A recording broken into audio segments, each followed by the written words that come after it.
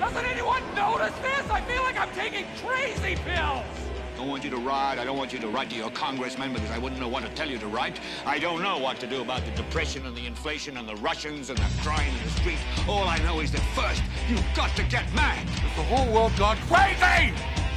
Am I the only one around here who gives a shit about the rules? You have the luxury of not knowing what I know. I want you to get up now. I want all of you to get up out of your chairs. I want you to get up right now and go to the window, open it, and stick your head out and yell, I'm as mad as hell, and I'm not going to take this anymore!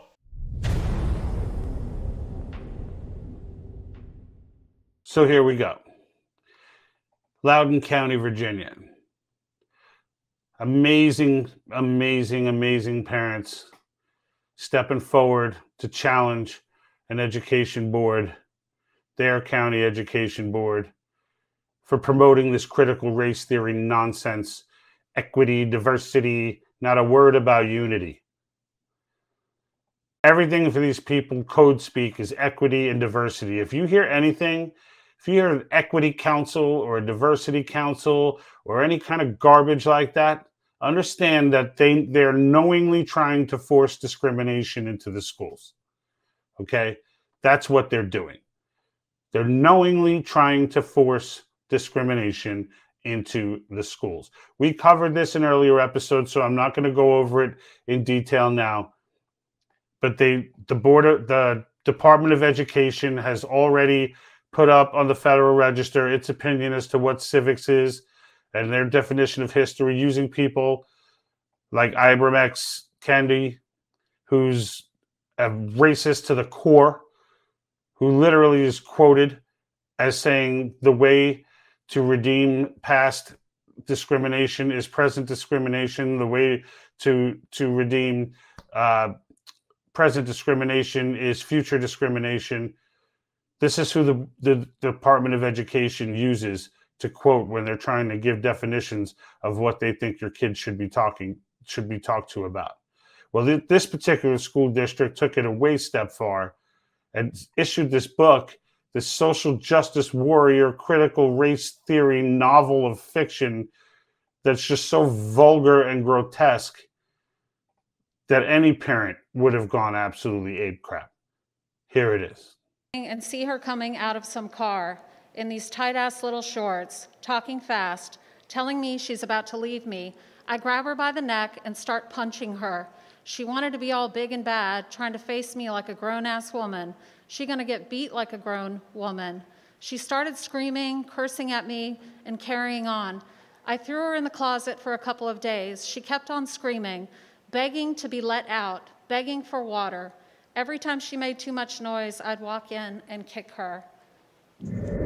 Jasper wasn't even my boyfriend, just this dude I did some hacking with once in a while. He was pretty basic library systems, low security shit. Not in my league at all, but he had a big dick, and sometimes a girl just needs a big dick. I tiptoed toward the door, peering through the window at the boy, his pants around his ankles, squeezed between April's straddled legs as she lay on top of a teacher's desk. I gripped his arms and flipped him around, pushing him against the wall. His eyes widened, mouth dropping. Hey, what are you doing? He chuckled nervously. I took a deep breath before dropping on my shaky knees, the ground cold. Me and Monday, we did something. We did do something. He took a deep breath. She sucked my dick. I really didn't want it to happen. It just kind of did. Her top lip curled up. Wait a minute, is that what's really going on? She did your homework and you ate her coochie? Is that why you're crying? Because Monday's not around to do your homework no more. I kept dancing, lost in the music, until some boy pushed me up behind me, holding my hips, and I froze. Looking to Megan for help, she nodded and mouthed, "It's okay, it's cool. This is what girls do at parties," I told myself, and kept dancing with the boy.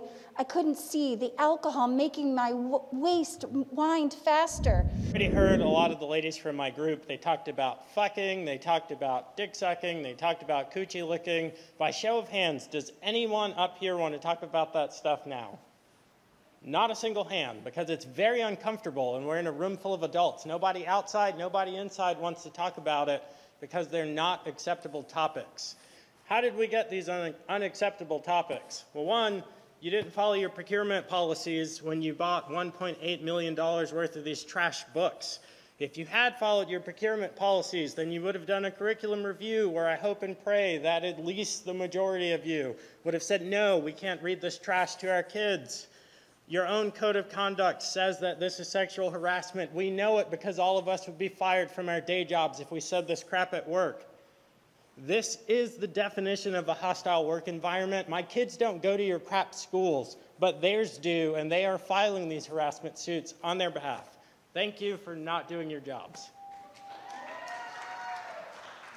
In the words of Martin Luther King Jr., I have a dream that my 4 little children will one day live in a nation where they will not be judged by the color of their skin, but by the content of their character.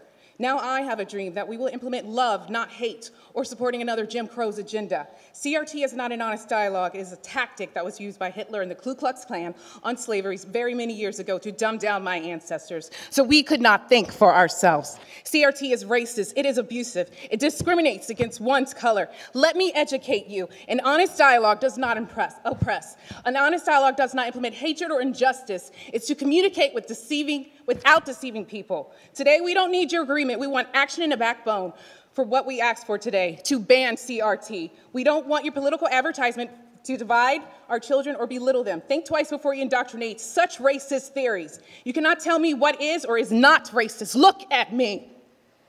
I had to come down here today to tell you to your face that we are coming together and we are strong. This will not be the last. Greet and meet respectfully. This passage is from Ibram X. Kendi's book Stamped, which is currently being read in LCPS student reading groups and will be required reading for all students in at least one of our high schools next year. The only remedy to racist discrimination is anti-racist discrimination. The only remedy to past discrimination is present discrimination. The only remedy to present discrimination is future discrimination. This book sums up the contradictions of critical race theory. Kendi encourages students to be anti-racist while also expressing biased racist views against white people throughout the book. Forcing racist doctrine into our schools will not result in less racism. What it will do is create a toxic environment for our students. Maybe this is why the superintendent lied about its implementation in our schools and why 6 members of our school board attacked and doxed parents for questioning it. If these arguments had merit, there would be no need to lie or silence the opposition. Your actions show that you have become what you vowed to remove from our schools. You are racist now. You are the fascists. You are the oppressors. So you see how they shut his mic off twice, right? Just complete disregard and disrespect. That was one of their teachers. They don't give a shit. They don't care. They ain't trying to hear any of this. And unless they're forcibly removed, they're going to force this shit down those parents' throats, and ain't anyone going to stop them. Now, the good news is those parents ain't playing games. They ain't playing games, and frankly, that's one of the richest counties in North America, or at least in the United States. So there's certainly going to be the funding for attorneys to take up this battle if need be. You know, I see some of the leftist magazines and articles, they lead off with one of the richest counties in the country, as if somehow that makes reading this bullshit okay. As if somehow, you know, that dispels everything that we just watched. It's crazy. And the best part is the teachers coming back. So there's a few teachers, okay? Few teachers on the payroll, Black Lives Matter. They make sure you know that, okay? They make sure you know that. They come out with the same robotic ending where before they walk away, they're like, Black Lives Matter. And then they walk away. Some enlightened chick who can't breathe and some other one who you can't see because she's on a Zoom call. But check this out. They start with what do you think they start with, right? These parents are racist. They're racist. Nobody gives a shit about you calling people racist anymore. You've destroyed that term. Nobody gives a shit. You can call people racist till you're blue in the face, and that's what these people try to do. So let's hear it. Over the past few weeks, a small group of Loudoun residents have put their racism on display for the nation. They have been emboldened by the meekness and silence of those on the school board and in the community who, just 1 year ago, marched boldly through the streets of Leesburg to protest the pervasive use of violence against Black and brown bodies. It is the duty of the school board to acknowledge such overt and blatant racism against the students under your care.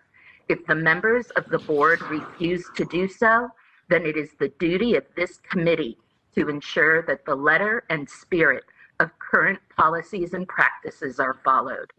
Our students of color deserve to be safe in an environment which affirms their identity. Thank you. Black Lives Matter. Never. It's funny how people are afraid of their children picking up a book voluntarily.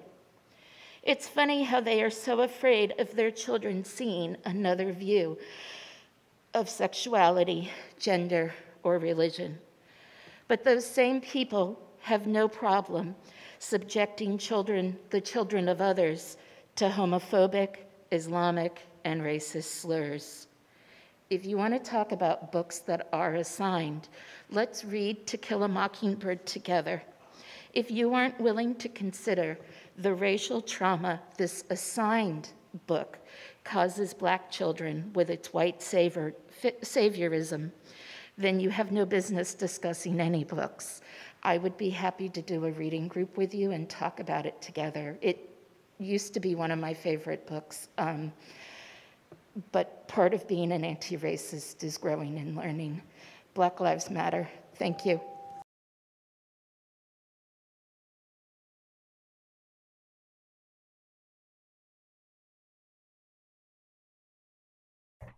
Our students of color deserve to be safe in an environment that affirms their identity. What the hell does that even mean? An environment that affirms their identity.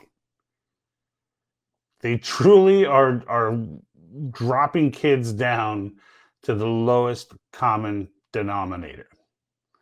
You truly are, with these people, no more than the color of your skin. That's it. Unbelievable. And then the other lady, what is she friggin'? She can't even breathe. I'm surprised she made it through that whole thing. I don't even know. She's sounding like Darth Vader up there and shit. I'm like, yeah, and then both of them at the end. Black Lives Matter. Come on. Come on, people. Look, don't let these people dumb down your kids. If you got little ones right now, mine are getting a little older, but if you got little ones right now, you need to be all over this. You hear the terms equity, diversity coming around in some committee or some new curriculum, you need to be on that. You get a book list that comes in, you need to be on that. These creepy bastards, they gave the parents a book list and then edited it later, telling the kids, you don't need to, this is not something you need to go over with your parents. This is just a small change. They know how ridiculous this is. Just keep your eyes open. Rant over. And like that,